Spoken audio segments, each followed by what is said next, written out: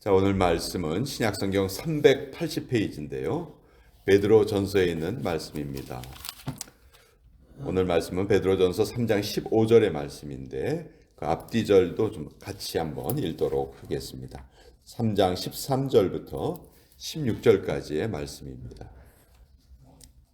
신약성경 380페이지 베드로 전서 3장 13절에서 16절까지의 말씀 같이 읽도록 하겠습니다. 13절부터 읽습니다. 시작. 또 너희가 열심으로 선을 행하면 누가 너희를 해하리요. 그러나 을을 위하여 고난을 받으면 복 있는 자니 그들이 두려워하는 것을 두려워하지 말며 근심하지 말고 너희 마음에 그리스도를 주로 삼아 거룩하게 하고 너희 속에 있는 소망에 관한 이유를 묻는 자에게는 대답할 것을 항상 준비하되 온유와 두려움으로 하고 선한 양심을 가지라. 이는 그리스도 안에 있는 너희의 선행을 욕하는 자들로 그 비방하는 일에 부끄러움을 당하게 하려 함이라. 하나님의 말씀입니다. 아멘.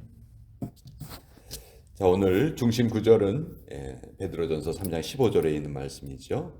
너희 속에 있는 소망에 관한 이유를 묻는 자에게는 대답할 것을 항상 준비하고 있어라. 당신은 도대체 왜 예수님을 믿습니까? 하고 누군가 우리에게 대답을 한다면 거기에 대한 마땅히 내가 대답해야 될 내용을 항상 준비하고 있어야 한다 하는 것이죠. 자, 그런데 더 중요한 것은요, 우리가 이런 대답할 준비를 하고 있어도 아무도 우리에게 이것을 물어보지 않는다면 그 준비한 것이 헛수고가 되겠죠. 그러니까 대답할 것을 준비하라는 이 말 속에는 그 사람들이 질문하게 하라 하는 이 말씀도 사실은 포함되어 있는 거예요. 질문을 하지 않는다면 우리가 뭐 대답할 거 뭐하러 준비하겠어요? 근데 어떻게 하면 세상 사람들이 우리에게 도대체 당신은 왜 예수님을 믿습니까? 어떻게 하면 질문할 수 있을까요? 어떻게 해야 그들이 우리의 삶에 관심을 가질 수 있을까요? 우리가 세상 사람들과 다른 모습으로 살아갈 때만 그들이 관심을 가집니다. 그들이 사는 모습 그대로 살아간다면 무슨 관심을 갖겠어요? 우리하고 똑같이 살아가니까 뭐 저 사람들 뭐 나하고 똑같은 사람들이네 하고 아무런 관심도 가지지 않을 것이고 질문도 하지 않을 거예요. 그런데 우리가 만약 완전히 다른 모습으로 산다면 사람들이 이상하게 생각하겠죠. 아니 저 사람들은 저렇게 힘들고 어려운 상황에서 왜 기뻐하고 감사하지? 왜 저렇게 어려운 상황 속에서도 찬송을 부르지? 뭐가 다른 것이지? 내가 그 이유를 한번 물어봐야 되겠다. 그런 생각이 들게끔 해야 된다는 것이죠. 그럴 때 그들이 우리에게 질문을 할 것이고 그러면 그때 우리가 그것에 대해서 마땅히 대답할 말을 준비를 해야 한다 하는 거예요. 자, 우리 13절을 보시면요. 또 너희가 열심으로 선을 행하면 누가 너희를 해하리요. 사실 우리가 열심으로 선을 행하면 우리를 칭찬하는 사람들이 많을 거예요. 그렇다고 해서 우리가 열심히 선을 행하면 고난을 받지 않고 살아갈 것이냐? 성경은 그렇게 말하지 않지요. 디모데후서 3장 12절에 보면 무릇 그리스도 예수 안에서 경건하게 살고자 하는 자는 박해를 받을 것이다. 아무리 우리가 선하게 살고자 해도 우리의 삶에 고난이 찾아와요. 자, 그러면 어떤 것이 더 좋을까요? 선을 행하다가 고난을 받는 것, 악을 행하다가 고난을 받는 것. 어느 것이 더 좋을까요? 성경은 어떤 상황에서도 선을 행하라. 우리가 선을 행하다가도 고난을 받을 수 있고 악을 행하다가도 고난을 받을 수 있지만 어떤 상황에서도 선을 행하라. 성경은 이렇게 알려주시고 있죠. 우리가 우리의 삶을 한번 잘 생각해 봅시다. 왜 지금 이 시간 우리가 이 자리에 모여 있나요? 왜 다른 사람들은 전혀 관심도 가지지 않는 예수님의 말씀에 관심을 가지고 이 시간 하나님께 기도하기 위해서 우리가 이 자리에 모여 있나요? 그것은 우리가 이 땅에 사는 이 삶이 제사장 나라로서의 삶을 산다는 것을 우리가 잘 알고 있기 때문에 그래요. 우리는 우리 한 사람의 삶을 사는 것이 아니고 세상에 보여지는 하나님의 백성으로서의 삶을 지금 살아가고 있는 거예요. 그것이 우리의 정체성이에요. 이 정체성이 없다면 우리는 다른 사람들하고 다를 것이 하나도 없습니다. 그러나 우리가 하나님의 제사장 나라로서의 역할을 하고 있다. 제사장은 한마디로 하면 연결고리예요. 하나님하고 이 세상 사람들을 연결시켜주는 연결고리예요. 그러면 이 연결고리의 역할을 잘 하려면은 하나님에 대해서도 우리가 잘 알고 있어야 되고 이 세상에 대해서도 잘 알고 있어야 되죠. 세상과 소통을 해야 돼요. 하나님을 이 세상에 보여주기 위해서는 어떤 연결점이 필요한데 그 연결점이 무엇이냐? 바로 우리가 행하는 선행이라는 것이죠. 우리의 선행을 통해서 세상 사람들은 우리에게 대해서 관심을 가지게 되고 궁극적으로 우리가 믿는 하나님에 대해서 알 수 있는 기회가 생긴다는 것이죠. 자, 우리가 부당한 상황에 대해서 대부분 어떻게 반응을 합니까?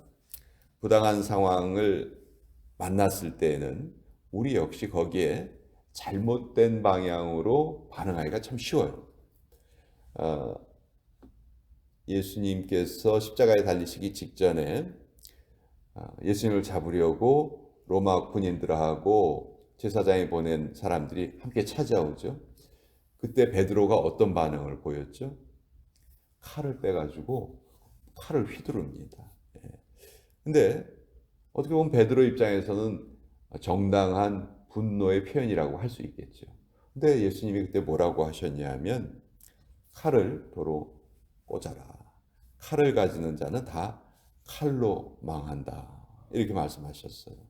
얼마든지 정당하게 대항할 수 있는 상황이었는데도 불구하고 예수님은 칼을 사용하는 것을 금하셨어요. 자, 사도 바울이 복음을 전하면서 이곳저곳 다니면서 환영만 받은 것이 아니에요. 물론 환영받은 적도 많지만 그보다 훨씬 더 많은 경우 바울은 고난을 받았습니다. 박해를 받았고요. 돌에 맞아서 죽은 줄 알고 사람들이 내다버린 적도 있었어요. 그렇게 힘든 과정을 바울이 겪습니다. 그런데 그때 바울이 자기에게 그 악을 행한 사람을 어떻게 대하는지 아세요? 그들에게 전혀 대항하지 않았습니다. 오히려 편지에 이렇게 써요. 악에게 지지 말고 선으로 악을 이겨라. 이렇게 말을 하죠. 이런 것이 세상 사람들이 우리에게 관심을 갖게 되는 계기가 됩니다. 우리가 똑같이 불의한 상황에 세상 사람들과 똑같이 화를 내고 내 자신을 지키기 위해서 내 힘을 사용한다면 그것은 아무런 관심을 끌지 못해요. 그러나 왜 저 사람은 저 상황에서 우리와 다르게 행동을 하지?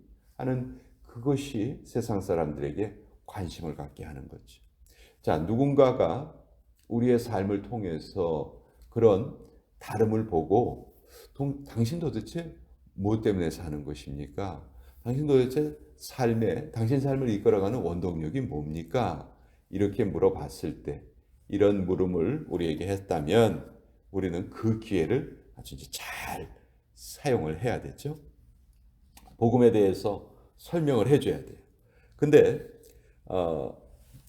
그 설명하는 방법이 15절에 나와 있죠. 대답할 것을 항상 준비하되 온유와 두려움으로 하여라. 온유와 두려움으로 하여라. 예. 자, 내가 누군가에게 예수 그리스도를 소개할 수 있는 그 말을 준비하는 것 참 중요해요.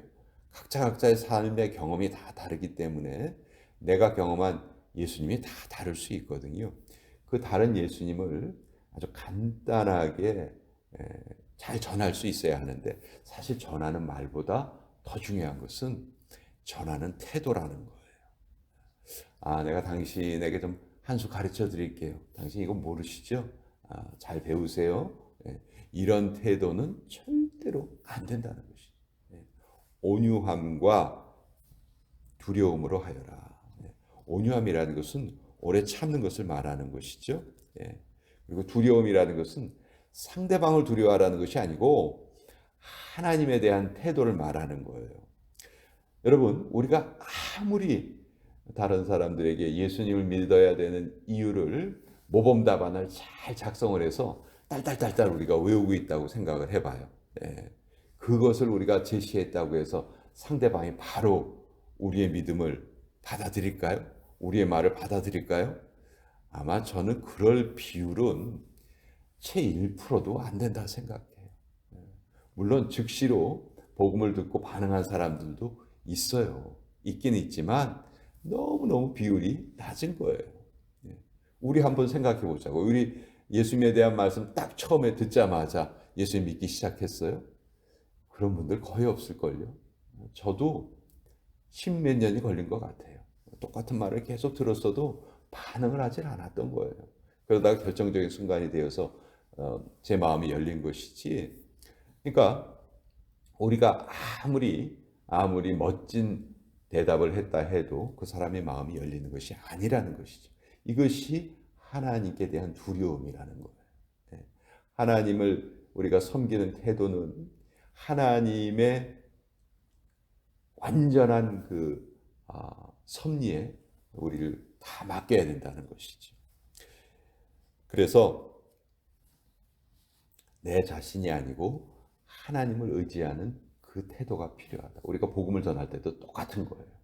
내 말재주로 하는 것이 아니고 내 외모로 하는 것이 아니고 하나님을 의지하면서 기도하면서 이 시간 이분에게 하나님의 말씀이 잘 새겨지기를 원합니다. 그 기도하는 마음으로 복음을 전해야 한다는 것이죠. 여러분, 우리의 마음은, 불신자의 마음은 한마디로 말하면 단단한 돌과 같아요. 근데 우리 돌에 글씨를 새기는 경우가 있죠. 돌에 글씨를 새길 때는 어떻게 새깁니까? 대부분 아주 날카로운 그 정이라고 하죠. 날카로운 정을 망치를 가지고 두드려 가지고 그 두꺼운 돌을 깹니다. 아무리 내가 날카로운 그 정을 가지고 있어도 이 망치의 힘이 전해지지 않으면 파지지가 않는 거예요. 그렇죠? 근데 날카로운 그 도구를 우리 복음이라고 한번 생각해 봅시다. 그 복음이 아무리 날카롭고 사람의 양심을 찔러 쪼갠다 해도 그 복음이 그 사람의 마음에 박히기 위해서는 망치와 같은 힘이 필요하다는 거예요. 근데 그 망치와 같은 힘이 뭐냐? 결국은 우리의 선한 행실이라는 것이죠. 제가 어떤 한 사람이 예수님을 믿게 된 계기를 책에다 써놓은 것을 읽은 적이 있어요. 이 사람이 군대에 있을 때 아주 예수님을 믿지 않고 또 예수를 믿는 사람들 미워했던 한 사람이에요. 그 사람이 이런 글을 썼는데, 내가 부대에 있던 부대에 예수를 믿는 그런 사람이 하나 있었다.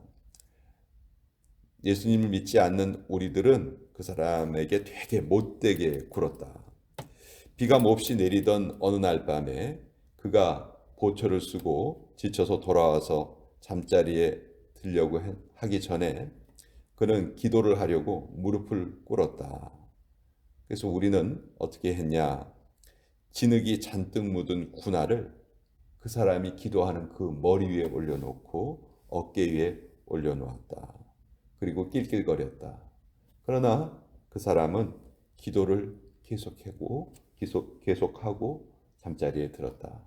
그 다음날 아침에 일어나 보니 우리가 그 사람 어깨에 올려놓고 머리에 올려놓았던 군화가 다 깨끗이 닦여서 우리 각 사람의 자리에 놓여 있었다.